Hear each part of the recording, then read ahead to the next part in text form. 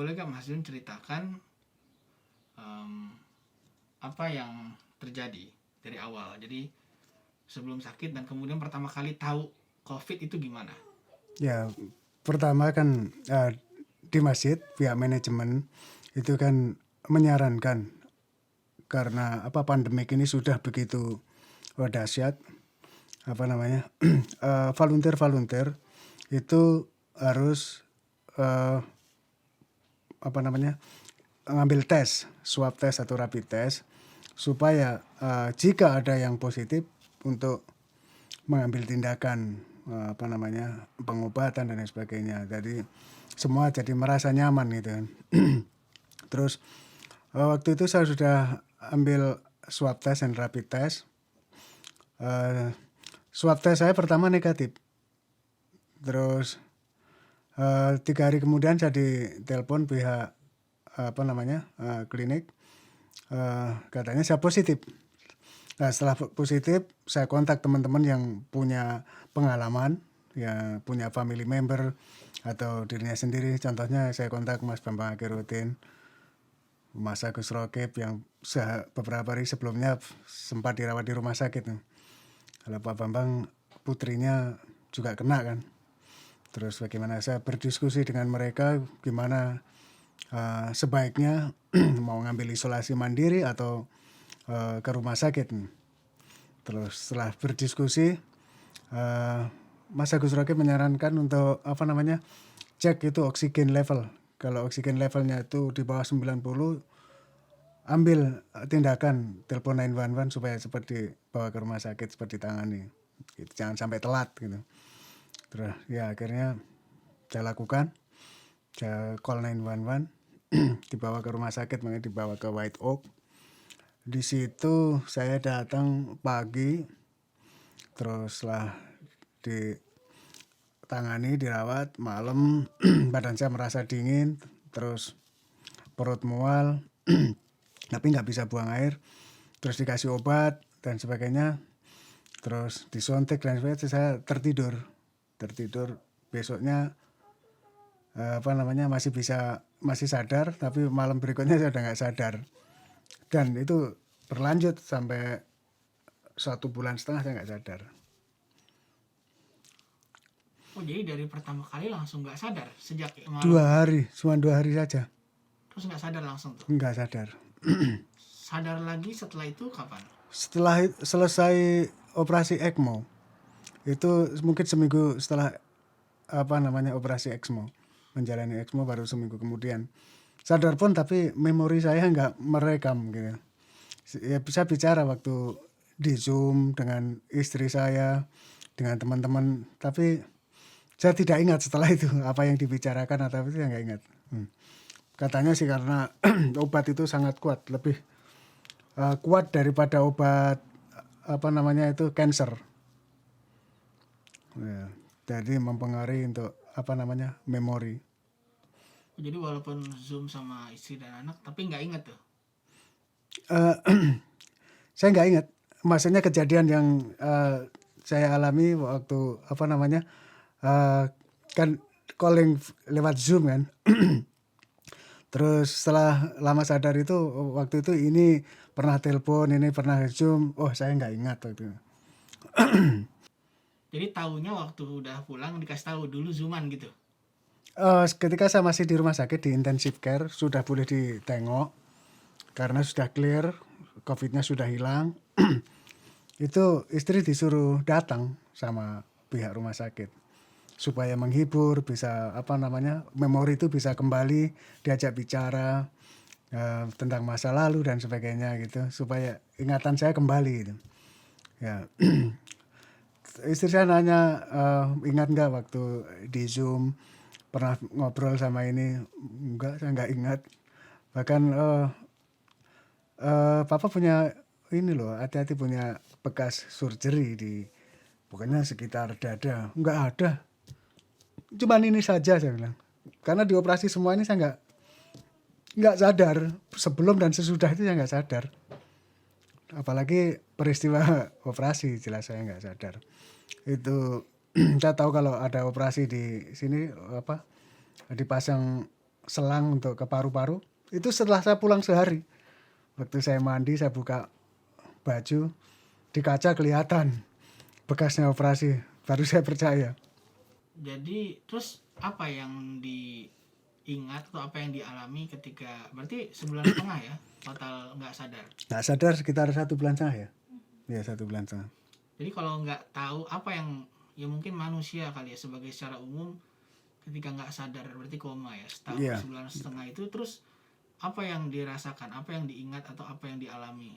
Ada yang keingat atau Kalau masa itu yang teringat cuman kejadian di alam mimpi.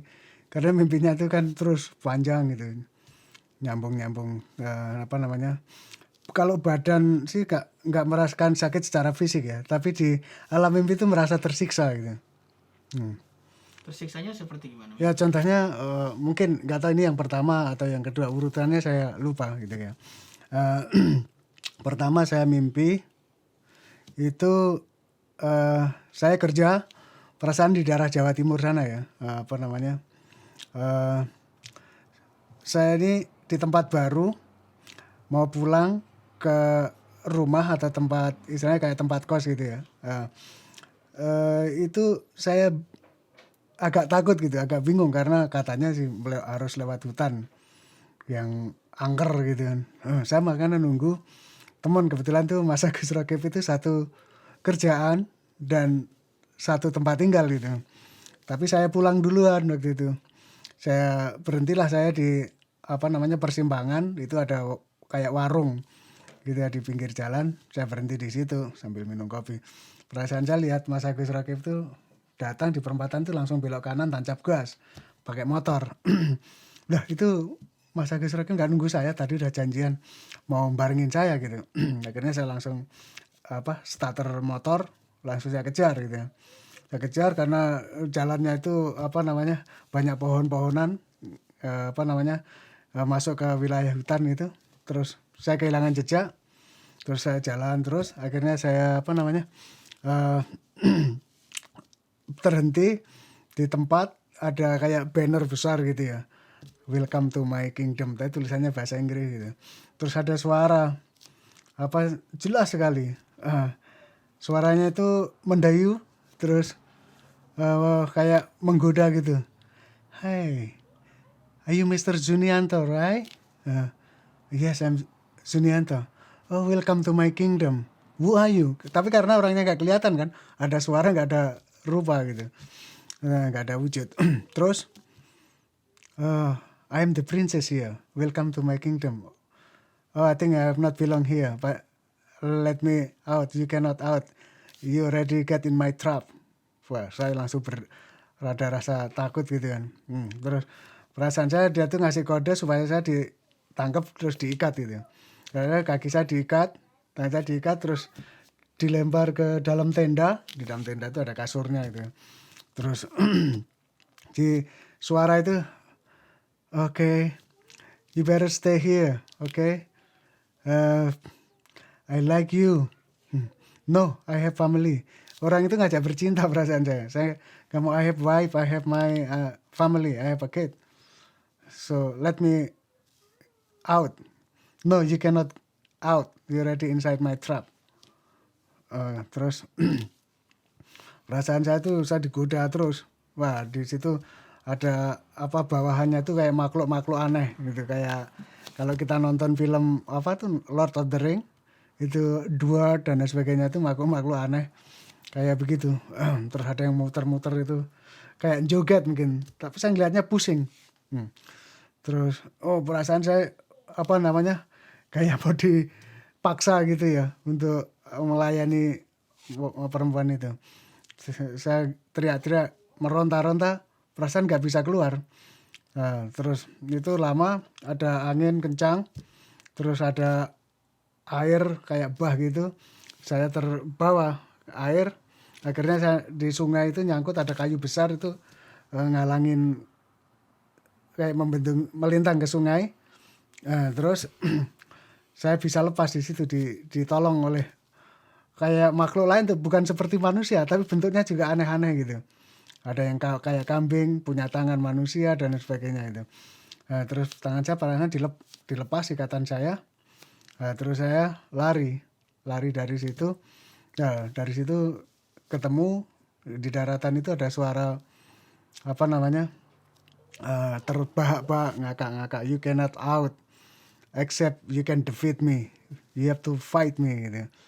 Perasaan saya siapa itu? Itu adalah anak-anak Dajjal. Hati-hati, itu kuat sekali itu orang gitu. Terus perasaan saya juga minder, takut luar biasa. Tapi perasaan di belakang saya itu udah banyak orang yang mendukung. Terus kebetulan ada suara itu, ada Mas Kolis, ada Mas Agus, ada Ustadz Fahmi. Mas Kolis bilang begini, oh, jangan takut Mas Jun, ini adalah kesempatan antum untuk berjuang. Antum beruntung, antum bisa dipilih untuk melawan dia. Terus Mas Agus bilang dengan logat Jawa, pokoknya kalah Caca, menang Caca, yang penting maju dulu gitu. Dia ngasih support. Kalah atau menang yang penting kau jalan dulu. Terus Ustadz di belakang saya, Mas Jun, ini kesempatan Anda, kesempatan antum. Kalau antum bisa mengalahkan itu surga jaminannya. Jangan takut, saya punya pedang. Perasaan ini pedang, antum tebaskan. Di tengah-tengah itu ada kabut hijau. Dia sembunyi di kabut itu. Perasaan ada bangunan kayak masjid, terus di sampingnya itu ada kabut. Itu antum tebas di tengah-tengahnya, insya Allah kena. Wah, langsung saya semangat, terus pedang dikasih, saya lari. Allahu Akbar, Dajjal lanatullah. Saya tebas di tengah-tengahnya, perasaan kena, terbelah. Dan dia mati. Nah, perempuan tadi itu, perasaan saya suaranya menangis. Dia menangis, terus dia bilang, oh my God, you kill my husband. So now I don't have a husband. You kill my husband. Dia nangis. Terus, tapi saya udah gak peduli karena dia jahat juga. Terus saya kasih kode, serbu. Mereka ternyata punya pasukan juga, banyak di belakangnya itu. Perang lah kita. Perang udah pakai pedang, pakai ini. Ada yang pakai panah, pakai tombak. Akhir cerita kita menang, perasaan saya. Alhamdulillah, Allahu Akbar, bertakbir. Perasaan pasukan saya itu pakai baju putih, pakai sorban putih, pakai jubah putih. Langsung merangsek memukul mereka mundur. Akhirnya alhamdulillah menang. Ya itu mimpi seperti itu. Terus mungkin ada lagi mimpi yang ya menakutkan juga. Perasaan saya juga serem juga. Mungkin istri saya waktu itu di rumah sakit kali ya. Perasaan saya pulang dari kerja, istri saya dengar istri saya di rumah sakit mau melahirkan. Langsung saya cari di rumah sakit, tapi di rumah sakit itu parkiran penuh banget. Nggak ada tempat untuk saya parkir. Saya muter sampai akhirnya saya lihat istri saya keluar dari rumah sakit naik mobil. Dia kayak taksi gitu ya. Kelihatan kan dia. Dada gitu, tapi wajahnya sinis karena saya nggak bisa nunggu waktu di rumah sakit gitu. Terus dia nggak berhenti, saya kejar gitu ya. Perasaan sudah deket, nggak jauh dari sini. Tuh saya parkir mobil, tapi ada pintu, tutup pintu itu hitam gitu. Mau saya pegang, saya cepet-cepet gitu. Terus saya lemes di situ. Terus ada suara, your life is end gitu, kayak menggema-gema gitu suaranya. Wah, terus perasaan saya itu saya kayak gelap sekali. Oh, masa hidup saya udah berakhir. Ya Allah, berarti ini pintu kematian. Astagfirullahaladzim. Saya nangis. Perasaan masa hidup saya secepat ini berakhir. Saya belum sempat pamitan sama anak dan istri saya. Terus saya pegangin pintu gitu, kayak meratap ya. Terus ada perasaan, ada Brother Azad Ali, salah satu dari khotib kita, khotib Jumat. Innalillahi wa inna ilaihi raji'un di belakang saya. Ina Brother Junianto, isinap. Ya Allah, let's go. Dia ngajak saya pergi dari belakang. Peran saya nggak bergeming, tetap nganu di situ. saya taruh begini kepala saya di pintu terus. Let's go. Enough. Ya Allah. Terus dia ambil saya terus ditarik ke belakang gitu sampai kayak setengah diseret gitu. Kedengaran kaki saya ke di bebatuan. Ditaruhlah saya di pinggir jalan, itu ada kayak meja gitu, ditaruh di situ terus dia pergi. Terus perasaan esok harinya saya di kaki tangan tuh diikat di pinggir jalan kayak di kursi rotan gitu. Saya ngomong nggak bisa, nggak keluar suara. Katanya, kenapa saya ditaruh di sini? Kenapa? Oh, perasaan orang kerja konstruksi di pinggir jalan. Somebody found you on the street. You very sick. You're dangerous. Kayak gitu. But why don't send me to hospital if I'm sick? Yeah, we going to send you to hospital. Perasaan saya. Terus, tapi nggak dikirim lagi ke rumah sakit sama orang. Perasaan ditaruh di kayak klinik, tapi ditaruhnya di luar, di bawah pohon gitu. Kondisi masih diikat gitu. Terus di bawah itu tempat itu ada babi kecil-kecil itu kayak mau gigit kaki. Wah, saya teriak-teriak. Terakhirnya terbangun waktu itu. Terus mimpi lagi, perasaan saya itu saya sudah meninggal. Ya karena yang di pintu tadi itu kan perasaan sudah meninggal. Terus saya minta untuk dimakamkan di pemakaman Al-Firdaus di Frederick gitu ya. Pada umumnya orang kita dimakamkan di sana. Perasaan saya minta Brother Azad Ali itu untuk menghubungi pihak pengurus makam. Oke, dia bilang I will discuss with the Brother Firdaus and Brother Aslam. Terus dia ngasih tahu, okay, we get space for you. Dia bilang, oh, alhamdulillah perasaan. Habis itu perasaan ya diantar ke sana rame-rame gitu. Pas nyampe sana itu saljunya besar sekali. Wow, nobody can walk, can dig the kubur. And also no space right now. Space is sold out. Gitu. Wah, terus gimana? Gimana nih, masa nggak ada di pojok-pojokan atau di mana gitu? Nggak ada tuh, nggak ada yang gali kubur kan? Karena saljunya besar sekali. Ada yang bekas lubang itu langsung ketutup karena derasnya salju, nggak bisa. Itu perasaan saya, oh ya udah, kita mau diangkut naik pesawat. Pesawat itu kemana? Kita mau ke langit aja, dibawa ini, dibawa ke langit, langsung ke surga gitu. Wah, saya ikut, ada istri saya, ada yang ngantar itu Mas Agus, Mas Kolis, ada ini anak saya yang si Jasmine itu di pesawat itu duduk di samping saya. Terus di pesawat itu perasaan saya nggak bisa bergerak, mau bergerak gini sakit, mau bergerak gini sakit, karena diikat. Terus untuk melepas itu ada rahasianya di belakang itu, di dekat tulang belakang itu ada ditaruh plastik tapi ditancepin, ya itu harus dicabut. Nah, itu posisinya sulit sekali, saya nggak bisa cabut.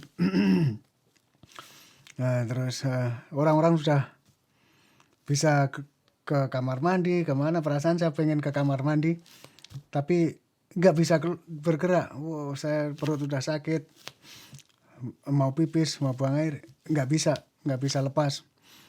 Terus saya nanya sama orang, how to open? You have secret? Oh, you wanna to know? Perasaan ada orang datang,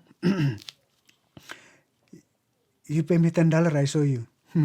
Perasaan di pesawat itu, oke. Saya ambil uang $10, saya kasih. And then what? Thank you so much. Dia ketawa, cekikian, terus pergi. Oh, you scam, you lie, you a big liar. Terus saya udah putus asa, buat bergerak sakit, melepas nggak bisa. Terus perasaan saya, anak saya ngasih tahu, Pak, behind your back, you touch it, you feel it, ya plastic over there, you pull it. Oh, perasaan saya tarik itu panjang sepanjang apa garisan itu. Nah terus saya bisa ke kamar mandi, bisa pipis. Apa yang ditarik? Itu semacam ini kayak plastik separuhnya, lebarnya sekitar 1 cm kayaknya, segini panjangnya ya. Perasaan ditancepin di sini, di belakang. Mungkin sakit sini, saya operasi di sini kayaknya. Tapi sakitnya perasaan di sini harus dicabut, baru saya bisa keluar. Ya. Bisa keluar ke kamar mandi itu untuk pipis. Karena ini kayak diikat, begitu saya bergerak kayak semakin mengikat gitu. Kayak semakin kenceng ikatannya gitu. Begitu saya bergerak, nanti kalau saya rileks ini kendor lagi. Begitu saya mau bergerak kayak diikat lagi, kayak dibelit ular gitu. Itu di pesawat tuh berarti posisinya ceritanya sudah meninggal gitu di mimpi itu. Iya, perasaan udah meninggal. Saya ketemu ada temen dulu kerja nguber ngeli bareng gitu. Oh sini Anto, kita dulu tiap kerja telepon-teleponan ngobrol bareng. Masa kerja bareng sekarang nggak nyangka mati kita bareng. Gitu perasaannya. Terus itu perasaan saya duduk lagi gitu, perjalanan masih jauh ya. Di pesawat itu ada diganggu makhluk kayak burung tapi bisa bicara, itu gede gitu. Saya kan Dad, la ilaha illallah. Terus perasaan ada Brother Azad itu juga la ilaha illallah, la ilaha illallah, bertahlil terus la ilaha illallah, la ilaha, jangan berhenti. Tapi saya nggak bisa. La ilaha illallah itu perasaan mulut kaku sekali. Nah, terus saya duduk perasaan di dekat jendela pesawat itu ada burung tertawa, la la la la, no la ilaha illallah, ha ha ha ha ha, no la ilaha illallah, la la la la la. Perasaan saya suruh bilang la la la la gitu. Oh perasaan, terus si Brother Azad Ali itu kan di dalam ngelihat, oh this iblis laknatullah. Terus dia keluar, di pesawat itu kan ada pintu kargo itu kan. Nah, perasaan dia mau keluar lewat situ, give me the archer. Ngomong sama Mas Koli sama Rakib, panahnya mana? Di perasaan diambilin panah sama anak panahnya itu. Dia keluar, panggil. Perasaan tapi ngomongnya bahasa Spanish. Pajero pentejo, karena burung bodoh, tunjukkan mukamu. Kau pengganggu laknat. Tunjukkan mukamu. Perasaan terbang jauh gitu. Dia incar, itu kena di panah itu kena. Terus kelepak itu dia datang tuh. Terus setelah dia mati, dia dibuang. Oke, Your Honor. Dia manggil pilotnya tuh Your Honor gitu. Perasaan Brother Azad itu tadi itu keluar, jadi tidak di pesawat lagi. Perasaan dia terbang. Begitu masuk itu seret kayak punya sayap itu, seret langsung sayapnya kayak ngelipet gitu, terus hilang itu. Oh thank you, Jibril Azad Ali, dipanggilnya Jibril Azad Ali. Nah terus karena saya suruh bilang la ilaha illallah, menyebut la ilaha illallah itu kaku di rahang sini, kayak kaku sekali, nggak bisa buka. Terus perasaan saya oke, another way, you try. Perasaan saya dikelilingi oleh pramugari atau kayak bidadari itu, mereka cantik-cantik tuh. Di atas itu kayak di plafon itu ada kayak piring segede loyang gitu ya, muter, ada tulisannya Allah, angka 3, huruf W, terus kayak simbolnya agama Hindu itu kan mirip-mirip gitu kan. Suruh pegang mana yang lafadznya Allah yang mana gitu. Perasaan saya ngeliat ini dikelilingi nih, yang mana? Oh, malah saya ngeliatin orang-orang itu mana ya. Perasaan saya mau tunjuk ini meleset karena muter kan. Tangan saya berat, ngangkat tangan ini berat sekali. Mau nyentuh ini muter nggak pas gitu. Saya nyentuh nggak pas. Oh, you cannot. You fail. You touch the letter of Allah, lafaz Allah, meleset lagi. Perasaan please help me, please take my hand to touch it. No, you have to do by your own. Itu nggak bisa. Oke. Wah, terus perasaan lampu dimatiin, di satu gelap sekali. Terus saya berusaha melek itu nggak kelihatan apa-apa. Terus setelah melek lagi, udah ini perjalanan di pesawat itu saya pengen mutah rasanya, mual gitu. Karena apa, kayak stres gitu, takut dan sebagainya. Kenapa saya nyentuh ini nggak bisa, ini nggak bisa. Karena ketakutan saya mutah. Mutah itu kan kedengaran sama pilotnya. Perasaan pilotnya tuh nggak jauh dari saya. Siapa yang mutah itu? Who is throw up? Who vomiting? Oh, Junianto. Oh, pesawat menuju ke surga nggak boleh ada yang mengotori. Nggak boleh ada yang mengotori, apalagi mutah. Oh, harus dibersihin.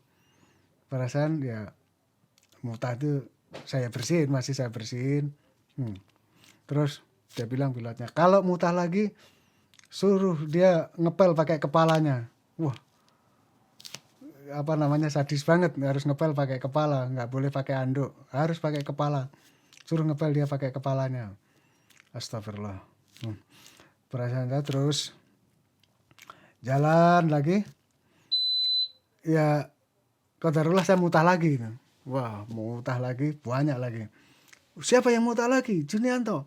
Sudah saya bilang, jangan mutah. Kalau mutah, suruh ngapel pakai kepalanya sampai bersih. Ya, terus saya nggak bisa bergerak. Ya ampun, ngapelnya pakai apa? Kalau pakai kepala gimana? Mana bisa bersih? Perasaan itu anak saya si Jasmine kan di sebelah kiri saya. Oke, Dad, just sit down, let me do it.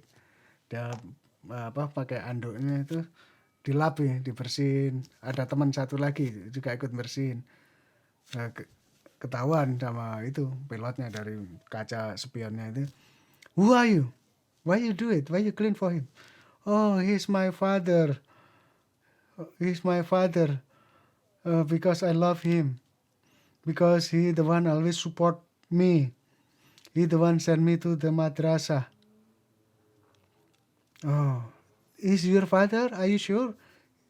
You are his daughter? Yes, I am. Because I have to help him. He is my father. He the one support me to send me the madrasah. If not him, I don't know. Maybe I don't know about Islam so far. Okay. Good for you, Junianto. Good for you. You lucky. You have a daughter obedient. You have a daughter you send to madrasah, and then she is a solihah. Instead of I punish you, now I give you 5,000 piece of the gold and 3 case kayak itu treasury yang namanya tuh, kayak ya pirate itu. Bukan dikasih 3 box besar-besar itu emas. That's enough for you to enter Jannah, the ticket. Berarti satu pesawat takbir semua, Allahu Akbar, Alhamdulillah, Allahu Akbar.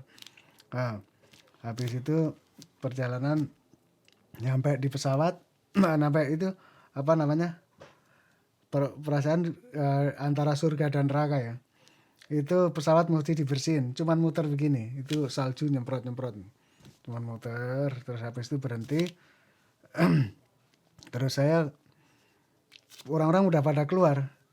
Saya juga sulit keluar lagi. Ininya tadi di tempat sini nggak ada, tapi dipindah kemana lagi? Kapan naruhnya? Saya nggak tahu. Terus orang-orang sudah pada keluar, saya bingung lagi. Anak saya lagi yang membantu untuk nyabut ini, dibisikin lagi sebelah kiri, kayak gitu. Saya cabut, saya bisa keluar sama kamar mandi. Perasaan istri saya udah di sana di kamar mandi. Istri saya ini ngelahirin tapi berbentuk kayak telur gitu, segede segede apel gitu. Oh, Pak, tolongin ini dicabut supaya cepat keluar. Perasaan saya telur, kayak telur muda gitu. warnanya agak merah-merah muda gitu. Lah ini apa? Ya ini bisa jadi anak kita. Kenapa harus dipaksa keluar? Ya biar lahir di surga, biar dititipin di surga perasaannya gitu. Berhasil keluar, ditaruh di kayak tray gitu, dikasih ke apa wanita cantik gitu. Oh, congratulations. Uh, you have a deposit here. Someday you gonna meet him or meet her gitu. Terus habis itu saya keluar, diajak keluar. Itu siapa yang punya masalah harus diselesaikan di sini. Kalau waktu di dunia belum selesai harus diselesaikan di sini ya. Perasaan saya ada saudara kita itu punya masalah belum selesai sebelumnya, itu harus dicambuk. Nah, dicambuk itu ya gantian gitu. Ya, terus perasaan saya juga punya masalah. Saya pernah nendang apa gitu ya. Kaki saya harus dihantam gitu. Perasaan saya ditaruh kayak di apa besi, tapi gedenya semeja ini. Terus pas saya tengkurap mau diajar itu pas kaki perasaan. Keren apa namanya besi yang berapa ton tuh perasaan diangkat ke atas mau ditimpain gitu, gitu. Tapi saya tunggu lama itu nggak dijatuh-jatuhin. Saya lihat ke atas, ya Allah tinggi banget itu, kalau menghantam pasti remek. Nah, terus dengar suara nging gitu, seharusnya boom gitu. Tapi nggak jatuh-jatuh. Terus saya turun. Setelah saya turun itu nggak jadi, terus dengar suara, we do not punish you. So no, you can go back. If you not pass, you have to go back. If you want go to Jannah, say la ilaha illallah or say Allah. Oke Mas Jun, say Allah. Ya Allah, pada saya bisikin la ilaha illallah, la ilaha. Perasaan Allah. Mas Jun, say la ilaha illallah. Ustaz Fahmi juga bisikin la ilaha illallah. Perasaan enggak mampu saya. Berkali-kali saya coba melafazkan la ilaha illallah supaya bisa masuk melewati pintu surga, masuk ke surga, nggak bisa. Oh, you have no right to enter Jannah right now. You have to go back. You have to improve yourself. Oh. Terus perasaan ada yang ini datang, how about people like me? Perasaan saya orang Hispanik ya. I grew up, my family is Catholic. So I'm also Catholic. I don't know about Islam. So penjaga itu bilang, nowadays very impossible that people don't know about Islam. Only people who lazy like you don't seeking the truth. You just blindly following your parent. The wrong deed. So I have to go to hell. That is your mistake. You have thrown to the hell.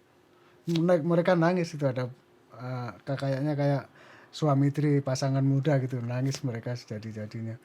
Terus siapa lagi orang tua yang membiarkan anaknya tidak menutup aurat, anak terutama anak perempuannya, harus diajar di sini dulu.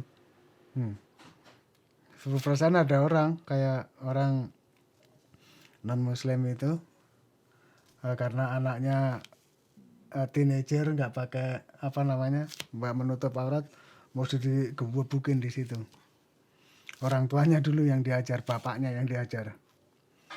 Ya Allah, itu udah takutnya luar biasa di situ. Terus perasaan setelah semua itu selesai, pesawat mau turun lagi ke bumi, saya harus turun. Setelah itu, karena ini kemana? Perasaan pilotnya ganti Mas Koli sama Mas Agus. Perasaan bawa pesawat jumbo kayak Boeing 737 itu. Terus ini kita mau ke Seattle, ngambil jenazah di sana gitu. Terus oke, sekalian mungkin di sana ada tempat untuk pemakaman saya gitu. Oh, tapi ya kita coba gitu kan, di sana ada Ustadz Joban. Terus tapi sebelum itu barang-barang yang ini kalau mau masuk ke surga, barang-barang itu duniawi nggak boleh dibawa. Terus kalau yang punya apa namanya dompet, cellphone, mesti dibuang.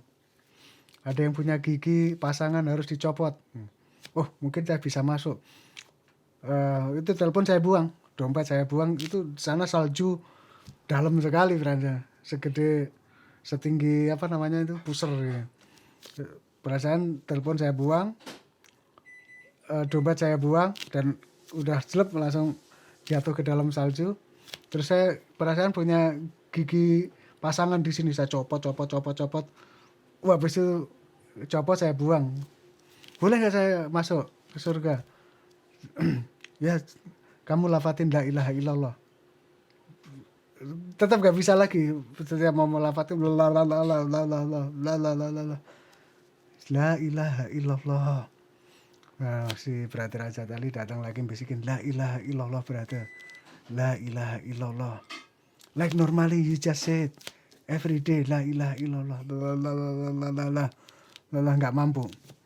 Jika mungkin saya saat itu mampu, mungkin saya lewat udah nggak kembali lagi ke dunia, nggak ada, umur saya udah tamat berarti. Nah itu mungkin. Terus usut ternyata saya sempat kritis, can hidup saya itu cuma 1%. Ya mungkin saat itu kali ya.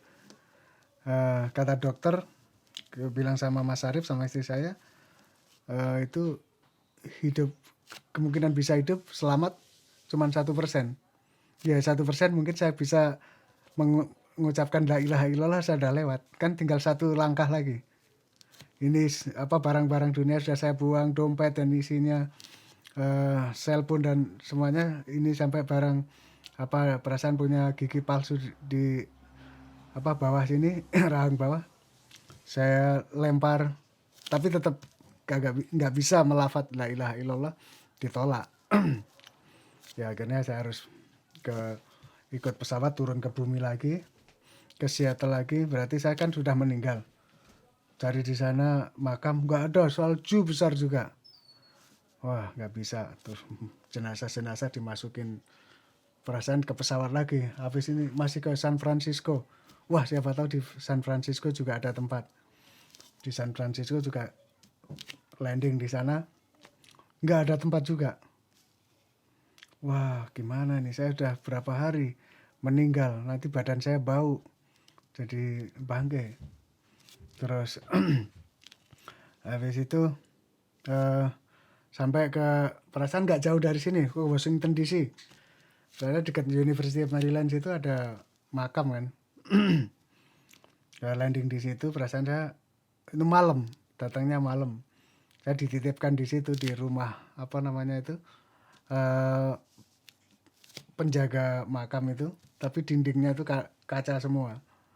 Ya. Terus perasaan saya didudukin situ. Terus itu ada makanan kayak crackers dan sebagainya ditaruh di meja gitu. Perasaan saya lapar, saya pengen makan. Sama anak saya, jangan pak, itu makanannya babi. Itu makanan saudara itu ditaruh lagi kembali ke situ. Terus sama anak saya, jangan. Terus karena malam ya di dinding itu ada gambar-gambar kayak gambar nenek sihir, terus kelelawar yang besar itu apa itu, tapi bisa bicara gitu, dan bisa turun. Itu mau gigit, yang terbang bisa pengen makan darah ini. Oh, terus ini perasaan saya mau ambil sepatu, saya lempar. Terus mau saya lempar, itu ada nenek-nenek ke penjaga situ. Oh, don't harm them because it's Allah creation too, but they want harm me, they want eat me. Not just little bit, they want a food, but don't eat my body. Itu perasaan saya, dia pergi. Oke, I warn you, don't harm him. Terus dia keluar, ke anak saya perasaan bisin, pak baca ayat kursi sama hasbunallah wa nikmal wakil, nikmal maula wa nikmal nasir, kebasin begini, mereka akan jatuh semua kan. Perasaan saya lakukan baca ayat kursi, tapi malah bisa baca ayat kursi di situ gitu. Tadi di atas nggak bisa. Perasaan mereka langsung pada jatuh, berjatuhan, kebakar gitu ya. Terus perasaan mau nunggu siang nanti ada penggali kubur gitu. Perasaan ya terus siang nggak ada yang kerja juga.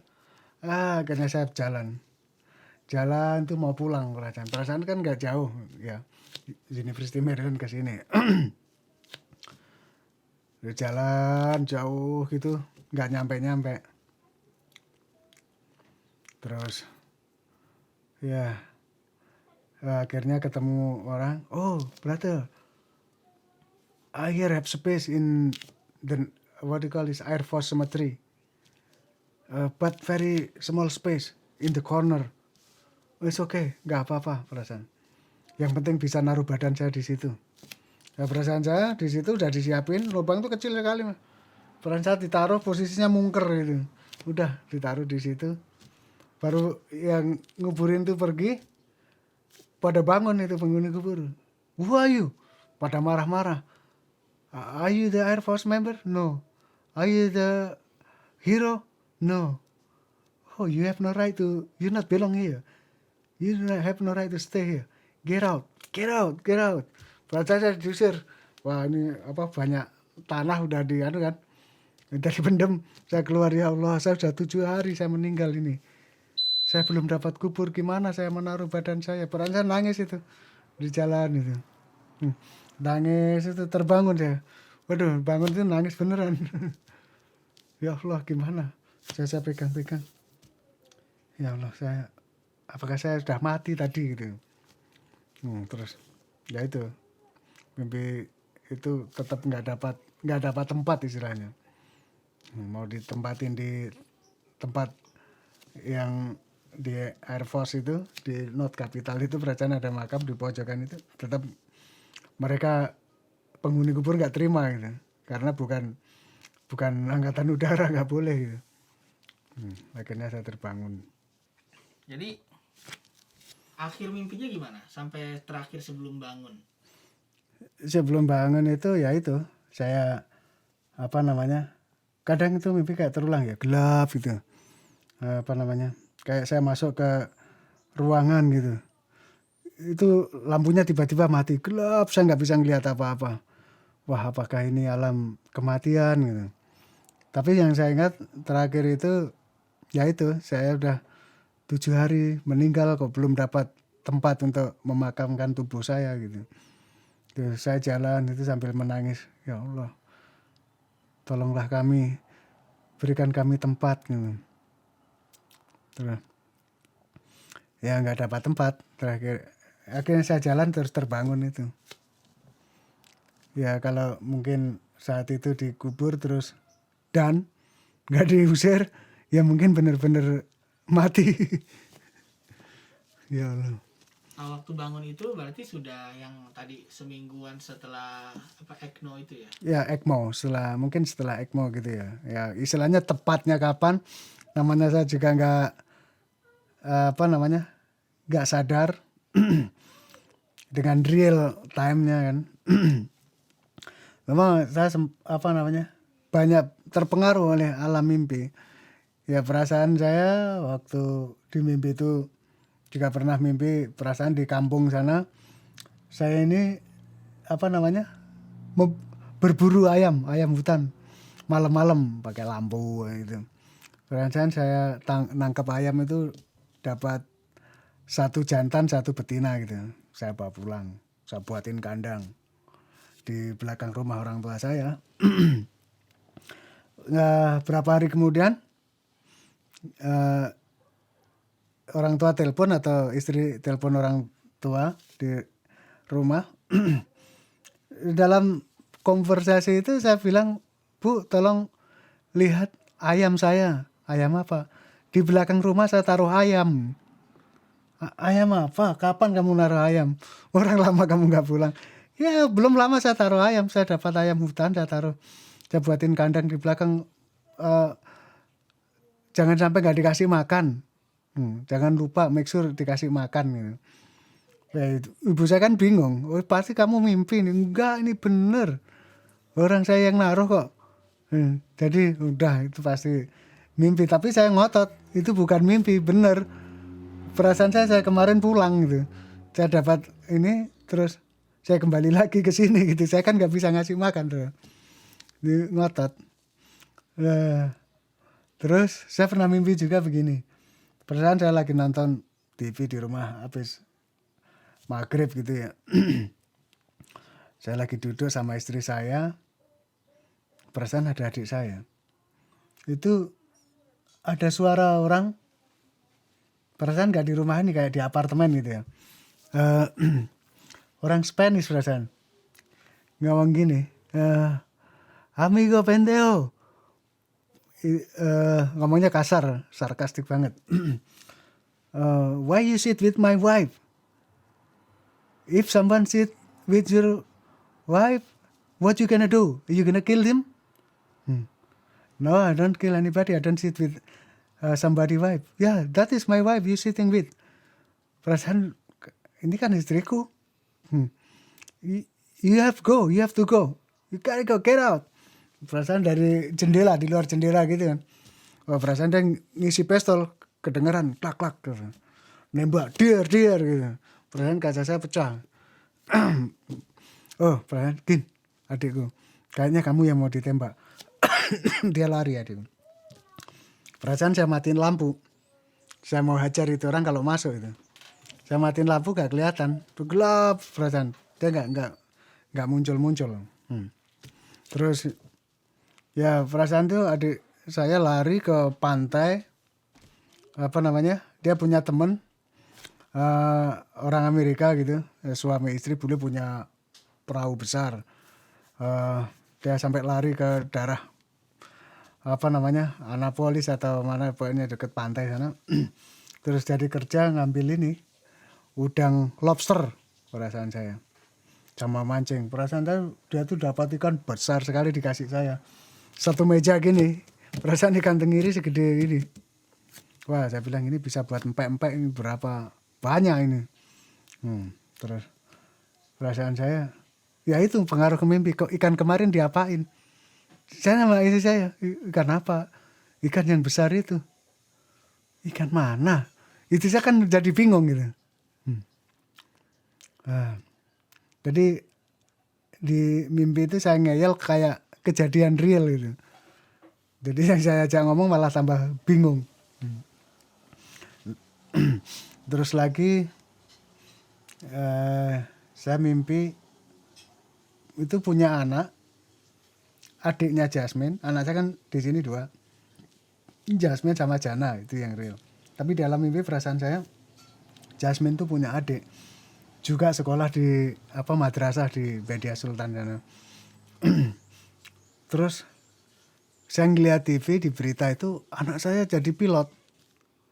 Masih muda belia jadi pilot, pakai pesawat latih itu, bisa atraksi di udara gitu ya, bisa rolling, bisa gini, bisa berdiri di atasnya kokpit begini. Itu luar biasa orangnya. Terus itu semua ngasih penghargaan. Terus saya diundang di KBRI itu, press conference, gimana anaknya bisa gini. Saya menolak, enggak, anak saya enggak ada yang jadi pilot, mungkin serupa aja. Terus anak saya taruh di pesantren, enggak sekolah penerbang. Terus perasaan anak saya, kalau bukan kamu jangan akuin kamu gitu.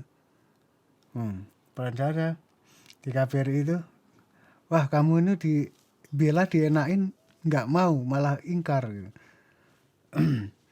Nah kalau bukan anak saya, masa saya nggak pernah ngirim anak saya sekolah di penerbangan.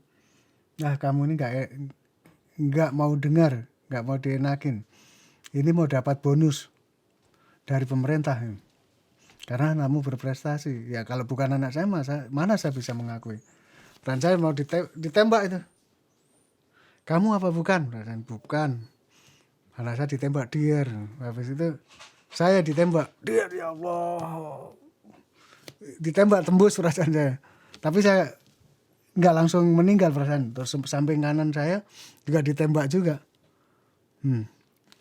Ya Allah, ya Allah. Terus akhirnya, dengan luka itu saya lari.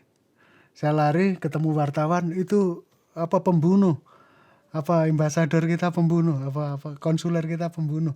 Perasaan saya itu ya orangnya kenal baik, perasaan Pak Pak Theo, mereka teman baik. Ya Allah, orang saya lari ketemu Mas Agus, Mas tolong ini diviralkan, tolong diviralkan. Perasaan Mas Rokim itu broadcasting di radio, di internet gitu. Ya, giliran ini Mas Agus juga diancam. Kalau kamu memberitakan ini akan kami sikat, kami bunuh juga, kami tembak. Nah, perasaan saya itu kalau viral itu dia akan dapat duit banyak, bisa buat bangun masjid, perasaan saya. Oke, siapa yang sharing, nge-share, nanti kalau viral itu dapat komisi dari internet, bisa buat bangun masjid. Perasaan saya invest buat bangun masjid gitu. Sama bangun ini warungnya orang miskin, hidupnya di samping masjid, tapi masjid itu sudah tua, itu mesti dibangun sama bapak itu, mau dibuatin rumah makan supaya bisa menyupport dirinya. Ya, cuman saya nggak ingat betul mimpi yang terakhir yang mana. Kayaknya yang terakhir waktu saya jalan gak dapat makam itu, terus saya menangis sedih, meratap-ratap, gak dapat tempat itu kayaknya. Terus setelah bangun, apa yang pertama kali dipikirin? Kan tadi sebelumnya mimpi terus, tiba-tiba bangun, apa yang dipikirkan? Ya setelah bangun tuh lambat laun saya nanya sama nurse, where is this, what hospital? Oh, UMD, University of Maryland Medical Center. Oh, saya pikir berarti dekat, kan cuma 1,5 mile, 2 mile lah dari sini mungkin. Oh, berarti dekat, saya boleh pulang dong, nanti sore saya kembali lagi. No, you very sick, kan masih di selangnya masih nyambung di sini, kan masih ada oksigen untuk ventilator dan infusnya kemana-mana. Oh, this in University Boulevard, right? In College Park? No, this in Baltimore. In Baltimore? How come I in Baltimore? Nggak taunya ya saya sempat ini kan dilarikan pakai helikopter dari White Oak Medical Center, dibawa ke Baltimore karena sudah life support kan. Ya waktu itu saya mesti dioperasi karena paru-paru saya udah nggak bekerja, udah fail kan. Kata dokter. Terus nyampe sana jam University of Maryland Medical Center itu jam 9. Jam 2 Mas Arif diminta pertimbangan kan, karena istri saya nggak bisa dihubungin, dia kritis juga dengan waktu yang sama. Yang dihubungin Mas Arif Mustafa selaku person of contact. Terus ya Mas Arif ngasih lampu hijau, alhamdulillah. Jadi if good for him, just do it. Dan mungkin sampean udah bisa bicara waktu itu ya. Saya mau enggak. Jadi terus itu jam 2 malam Mas Arif ditelepon lagi, we glad that we successfully already installed the tube for Mr. Junianto lungs. Ya, nggak tahu fungsinya yang untuk itu, nambal kata istri saya. Nanti saya. Ya. Jadi paru-paru saya itu katanya pernah ditambal pakai clay, nggak tahu gimana, terus dipasang selang. Mungkin kalau saya pernah baca yang diserang corona itu, COVID-19 itu, paru-paru itu kalau diserang mengeluarkan lendir katanya, kayak ingus gitu. Jadi lendir itu membalut paru-paru hingga nggak bisa menghisap udara, makanya nggak bisa bekerja, is fail. Jadi itunya mesti dikeluarin, cairannya itu mesti disedot, dikeluarin. gitu. Terus waktu udah bangun, terus udah ketemu nurse, dokter ngejelasin ya, itu apa yang dokter Oh jelasin? enggak, dokternya enggak jelasin, cuman saya itu haus sekali, pengen minum, terus mau minta minum tuh nggak boleh. Oh you drink is through the IV, lewat infus. Tapi mulut saya kering banget, saya pengen minum. Kamu tahu kamu punya surgery ini, itu trik surgery, ya apa namanya, di lubang di sini kan, ini itu nggak boleh minum. Tapi wah haus sekali. Nah, terus wah saya merengek-rengek. Eh, Perasaan saya dikasih es batu itu segede ujungnya jari kelingking. Wah enak sekali perasaannya. Terus can I have one more? Please can I have one more? Oh oke, you want one more? Kasih sampai 4 kali udah. It's enough, you cannot get too much. Because you cannot get wet here. Nah, sengsara banget tuh, hausnya minta ampun, kering berapa hari, 1,5 bulan lebih nggak kelewatan air kan. Terus dokter tapi tahu gak keadaan hotel waktu itu, apakah udah mendingan, apakah masih apa, itu dokter nggak pernah ngejelasin? Oh, nurse-nya ngejelasin tadi kenapa saya nggak boleh minum. Oh, kamu banyak surgery, kamu punya ini, itu nggak boleh. Kenapa ini saya dioperasi seperti ini? Oh, you was very very sick. Your lung is no function. The doctor have to do this surgery to in order to make you survive, stay alive. Oh, Terus oke. setelah itu berarti setelah itu udah nggak pernah koma lagi kan? Udah setelah bangun itu udah. Enggak, setelah bangun itu istilahnya walaupun apa pikiran saya masih terpengaruh oleh alam mimpi tadi, ya. Saya sampai nggak ingat soalnya depan rumah saya itu apa gitu, di depan rumah ini apa gitu. Rumah siapa atau bangunan apa. Selama itu nginget-nginget, mungkin ada seminggu ya. Apa ya? Wah, ingat itu nggak nyampe lagi. Oh, rumah bukan, ini bukan. Setelah lama gitu, oh saya ingat. Oh, di depan itu gereja, sebelah kirinya. Kalau dari rumah sebelah kanan itu sekolahan. Itu baru ingat, oh alhamdulillah. Berarti saya sudah agak ingat gitu. Terus pemulihan apa yang di jalan, terapi atau apa di rumah Oh, sakit? terapi itu udah terakhir 3 mingguan sebelum pulang. Itu ya namanya ada occupational therapy. Jadi kayak kebiasaan sehari-hari, jadi latih gerakin tangan, pakai clay, dipencet-pencet, terus senam. Itu kayak pedaling itu, kayak sepeda tapi pakai tangan.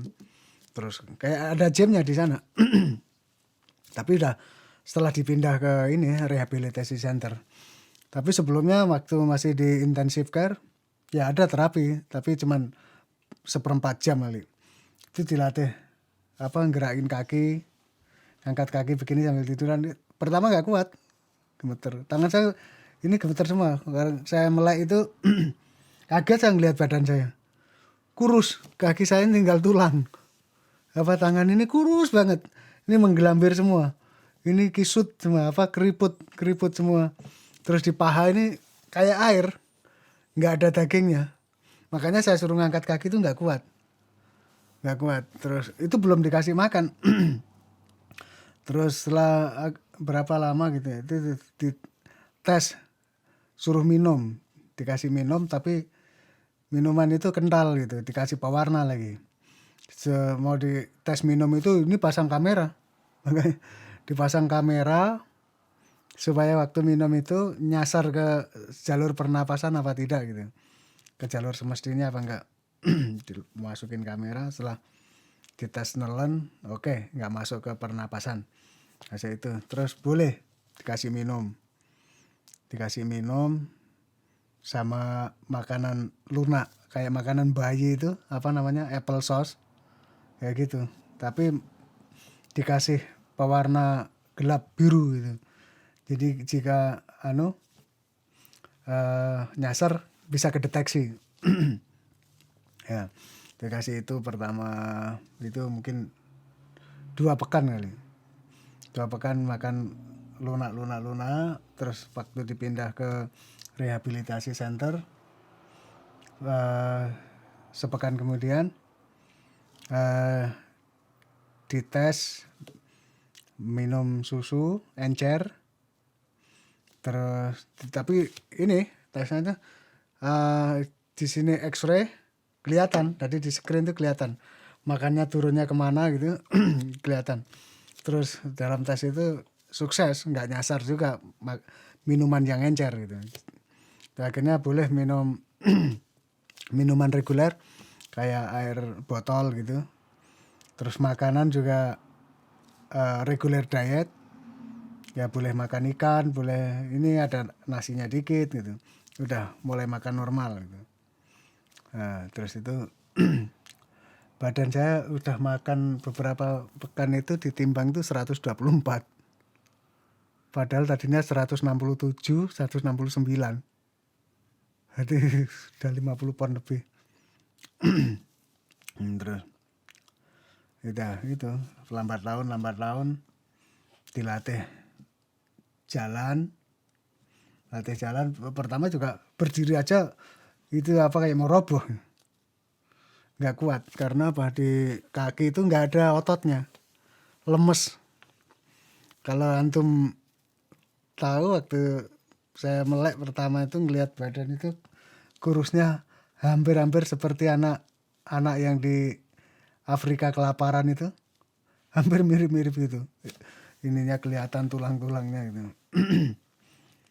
Bahkan saya dikasih tahu sama perawatnya, kalau tidur sometimes harus miring, tapi hati-hati jangan terlalu lama karena kamu kurus sekali, you very bony, tinggal tulang. Ini mau kadang nyendok makan itu karena kayak orang Parkinson, gemeter karena nggak ada ininya, nggak ada ototnya, dan tangan kayak bergerak sendiri itu. Itu agak lama itu. Tapi setelah dilatih jalan, dilatih pakai karet, diolor gitu, terus nguatin otot, lambat laun alhamdulillah jadi nggak bergerak sendiri kayak Parkinson. Begitu. Terus terakhir waktu kapan diputuskan pulang? Waktu itu mungkin 2 pekan sebelumnya ya dikasih tahu di estimasinya kalau ini sekitar tanggal 8 April bisa pulang gitu. Wah, saya senang, berarti 2 pekan lebih sedikit. Sekitar 20 hari sebelumnya kayaknya. Ya senang sekali. Terus bagaimana dengan luka ini? Oh, ini kan bekas lubang kan. Apa ini mesti dijahit atau gimana? Terus nanti kontrolnya. Oh, nggak perlu dijahit, cuma ditap saja. Kan lubangnya segede mungkin koin, nggak sampai yang quarter, yang berapa ya? Sekuarter ya, kurang kecil dikit. Ya ditap aja, nanti akan pulih sendiri, kembali sendiri. Gitu. Terus akhirnya berarti udah semakin bagus, udah bisa jalan berarti waktu udah boleh pulang tuh? Ya, waktu pakai ini walker, saya masih pakai walker, pakai ini teken pakai tongkat. Jadi jalan agak panjang dikit, ngos-ngosan gitu, cepet capek. Karena napas itu nggak kayak dulu lagi. Ya cepat sekali kecapean. Terus berarti alhamdulillah waktu hari udah boleh pulang, dikabarin boleh pulang, apa perasaannya? Wah, perasaan saya senang sekali. Ya, tapi perasaan saya itu sudah Ramadan. Wah, ini udah Ramadan berapa hari ya? Ini belum Ramadan, masih lama. Dan alhamdulillah waktu saya di intensive care itu ada chaplain, orang Muslim. Tadinya ada chaplain orang Nasrani, orang Kristen. Dia masuk ini tanya, dia memperkenalkan diri, namanya siapa waktu itu. I'm chaplain Christian for this hospital. Do you have a faith, religion? Yes, I'm Muslim. Oh, okay. Assalamualaikum. Alaikum. Terus saya punya teman, dia bilang, I have a friend, Muslim chaplain. Would you like him to come here? Oh sure, yes. Itu baik sekali juga. Saya diruqyah 2 kali di sana. Ya, diruqyah. Alhamdulillah jadi senang ya, bisa sorry. Bisa dialog.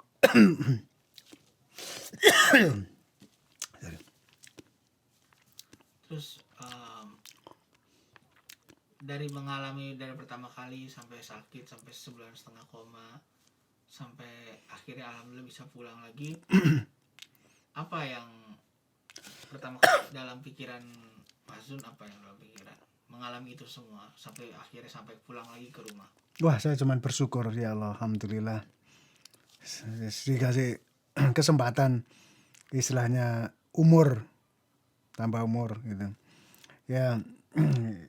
Yang jelas mungkin saya merepotkan teman-teman ketika saya dan istri saya sakit ya. Itu kalau bukan karena community yang berdoa dan sebagainya, ya Allah, saya sangat bersyukur. Dari chance of life cuma 1%, itu kan nearly impossible ya bisa selamat gitu.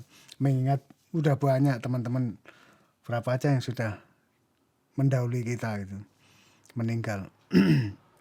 Ya saya sangat bersyukur, alhamdulillah. Dan di dalam perasaan saya itu, you have to be improve yourself, karena saya nggak bisa masuk surga kayak, ya paling tidak saya harus menjadi umat Islam yang lebih baik lah dari segi agama itu. Support apa aja yang Mas Zun tahu yang diberikan oleh teman-teman jamaah imam? Oh, alhamdulillah luar biasa.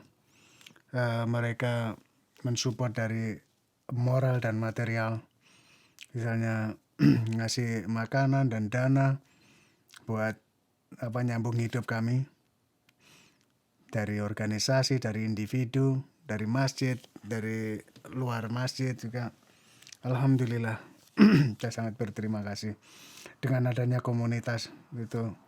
Saya bayangin jika tidak ada kayak masjid dan sebagainya itu, nggak tahu apa jadinya gitu. Karena ada orang Indonesia di jauh dari sini, di Virginia, di Richmond atau apa, kayaknya nggak salah di Richmond. Jadi kerjanya cuma kerja pulang tidur, kerja pulang, nggak kenal community. Jadi dia sakit isolasi mandiri sampai meninggal, ada yang tahu, sampai akhirnya sampai 3 bulan kan, itu baru bisa dimakamkan karena nggak ada yang tahu. Mungkin pihak apartemen ngecek atau gimana, atau employernya kontak, nggak ada jawaban, nggak tahu ceritanya gimana. By the way, baru setelah 3 bulan baru bisa dimaafkan kan, bayangin nggak menderita. Tapi dengan adanya komunitas kita, imam dan komunitas yang lain, saya sangat bersyukur dan berterima kasih telah menolong. Yang dari individu, Mas Arif, Mbak Oci, Mas Kolis, dan teman-teman yang lain itu selalu kesini bawain makanan sampai melimpah-limpah, sampai nggak habis. Ya. Apa yang misalnya kalau ingin menyampaikan sesuatu kepada seluruh jamaah imam, apa yang ingin disampaikan? Katakanlah nanti ditonton oleh jamaah imam, apa yang, dan juga komunitas yang lain, apa yang ingin Mas sampaikan secara pribadi? Ya gini, jika kita punya masalah konflik atau tidak senang atau clash sesama community, haruslah saling memaafkan. Jangan sampai dibawa sampai ke akhirat, jangan sampai meninggal belum selesai itu masalah itu, karena bagaimanapun akan diselesaikan di sana, dan itu sangat berat. Seperti ya juga sering Ustadz Fahmi sampaikan juga kan, pentingnya memaafkan. dan minta maaf. Orang minta maaf juga nggak akan turun derajatnya toh. Dan itu akan meringankan diri juga. Jika punya utang piutang gitu, juga harus diselesaikan. Ya, terus yang jelas clear sekali ya. Itu menutup aurat itu juga salah satu. Dan terutama menjalankan syariat itu penting. Berpegang teguh sama tali Islam itu sangat penting, jangan sampai murtad. Karena saudara kita yang dalam mimpi saya ya, walau alam, yang orang non muslim itu harus dilempar ke neraka karena mengikuti kepercayaan orang tuanya dan tidak mencari kebenaran, tidak mencari kebenaran yang hak dari sisi Allah gitu, yakni dinul Islam. Dan sekarang nggak mungkin orang nggak kenal Islam. Di media di mana banyak community Muslim juga sudah di mana-mana. Ya, terakhir apa yang mungkin ada yang belum disampaikan atau ada yang menarik yang perlu disampaikan? Saya rasa sudah sebagian besar sudah saya sampaikan ya tentang alam mimpi.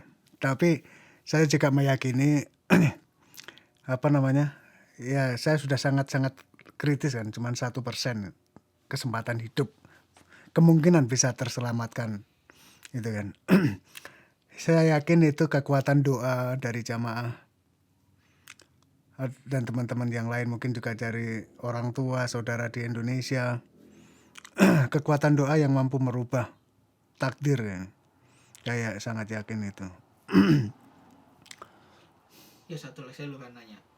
Kan kalau ya bahkan ketika sudah bangun ya atau juga walaupun masih sempat bangun terus koma lagi walaupun nggak nyadar ya, lupa. Tapi kan satu faktor yang juga penting masalah semangat tekad ya untuk tidak berputus asa gitu kan. Dan itu kan mungkin ada banyak yang akhirnya karena sudah hilang harapan akhirnya ya karena takdirnya juga akhirnya meninggal. Apa yang membuat Mazun bisa bertahan gitu kira-kira? Ya begini ya. Ternyata dokter itu yang melakukan ECMO itu itu juga dilihat dari background orang tersebut, pasien tersebut. Kenapa nggak semua pasien di ECMO semua gitu? Kenapa saya dipilih untuk di ECMO? Karena satu, saya nggak punya latar belakang penyakit underlying the disease. Paru-paru bersih, istilahnya tidak merokok, tidak minum, istilahnya sebelumnya punya hidup sehat lah, healthy life. Terus katanya masih relatif muda, itu kata dokter ya kepada istri saya juga kepada Mas Arif, dan punya semangat hidup, semangatnya tinggi. Saya sungguh nggak tahu, kan saya nggak ngomong dari rekodnya bagaimana bisa tahu punya semangat hidup yang tinggi gitu. Dan nggak give up. Alhamdulillah kemudian dokter juga nggak give up. Dari waktu bisa menghubungi University of Maryland untuk di ECMO di sana. Jika saya nggak punya tekad hidup yang tinggi, mungkin saya nggak di ECMO juga. Jadi cuman saya nggak tahu bagaimana dokter itu bisa tahu kalau saya punya semangat hidup tinggi gitu. Kalau berarti kan itu sama sekali nggak sadar. Setelah sadar kan masih kurus gitu.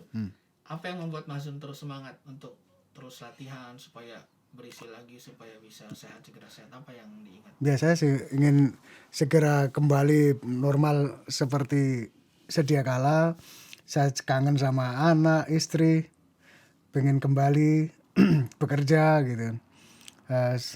Seperti hidup normal sebelumnya gitu. Jadi saya mesti ikuti anjuran dokter dan nurse gitu. Ya kan makan ya mesti habisin semampu saya. Terus olahraga misalkan latih jalan itu kan ada garisnya muter gitu. Kalau ditanya do it one more time, okay, why not? Saya coba walaupun agak berat ya. Terus jadi kayak tertantang gitu supaya cepat otot-otot cepat pulih gitu. Jadi nggak masalah walaupun habis itu badan sakit semua, misalnya olahraga kayak walaupun angkat dumbbell kecil-kecil ya. Itu kalau dulu biasanya 45 pound, 50 pound saya tangan satu gini kuat itu. Tapi begitu sakit itu 3 pound itu udah berat rasanya. Dihitung dengan hitungan 15 repetition gitu. Tapi ya harus saya lakukan. Ya nggak boleh give up. Jadi saya semangat juga nurse-nya semangat gitu. Jadi apa namanya? Senang juga ngelatih saya.